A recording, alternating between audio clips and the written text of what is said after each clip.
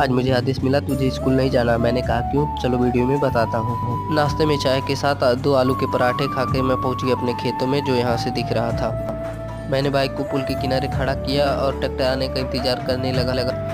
थोड़ी देर में tractor thresher सहित आ गई और उसे उसकी सही जगह पर भाई ने खड़ा किया। ट्रैक्टर खाना होने के बाद ठेसर के नीचे मैंने चट्टी बिछाई और मैं आ गया ट्रैक्टर के पास। ट्रैक्टर चालू होते ही मुझे धान को बोरी में भरने का आदेश मिला।